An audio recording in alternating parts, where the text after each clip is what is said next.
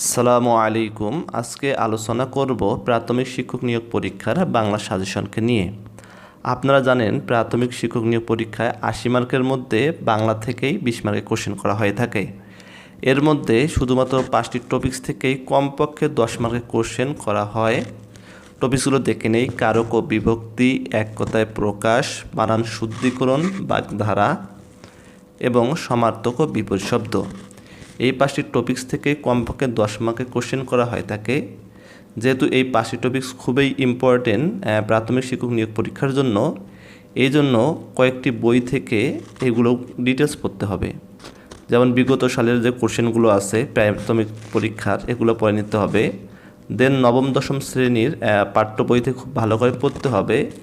এরপর বাংলায় যেমন MP3, অগ্রদূত, এই বইগুলো থেকেও এই ৫টা টপিকস ডিটেলসভাবে পড়লে ইনশাল্লাহ খুব সহজে ভালো নাম্বার পাওয়া সম্ভব হবে। তো এই ৫টি গেল, এই ৫টি টপিকস খুব ভালো করে পারলে নোট করে রাখবেন। দেন এবার আমরা দেখব গুরুত্বপূর্ণ 10টি টপিকস, যেখান থেকেও প্রতি বছর ৮ থেকে ১০ মার্কের কোশ্চেন হয়ে থাকে।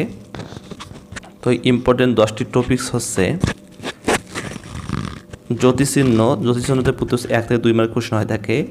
দেন সন্ধি, সমাস, ভাষা, বর্ণ ও ধ্বনি, পদ প্রকরণ, এরপর বাক্য প্রকরণ, ক্রিয়ার কাল, পুরুষ ও বাংলা অনুজ্ঞা, শব্দ, প্রকৃতি প্রত্যয়, সংবাদপত্র, ছদ্মনাম এবং উক্তি। এগুলোও ইম্পর্টেন্ট, কারণ এই 10টা টপিকস থেকে প্রতিটা টপিকস থেকে কমপক্ষে একটি করে কোশ্চেন হয়ে থাকে। তো আগের 5টি এবং এই 10টি, এই হচ্ছে টোটাল 15টা টপিকস থেকেই মোটামুটি 18 থেকে 19 মার্কের কোশ্চেন হয়ে থাকে। এই জন্য এই টপিকসগুলো আপনারা যদি ভালো করে একটু প্রিপারেশন নিতে পারেন, তো অনায়াসে বাংলার ব্যাকরণ থেকে 20-এর মধ্যে 17, 18, 19 মার্ক ক্যারি করা সম্ভব হয়। আর 18, 19 মার্ক ক্যারি করলেই আপনার চান্স পাওয়া অনেক সহজ হয়ে যাবে। এই জন্য এই টপিকসগুলোকে বেশি গুরুত্ব দেন এবং বিভিন্ন বই থেকে, শুধু একটা বই থেকে না পড়ে 2-3টা বই থেকে নোট করে পড়েন। ইনশাআল্লাহ খুব সহজেই সফলতা চলে আসবে।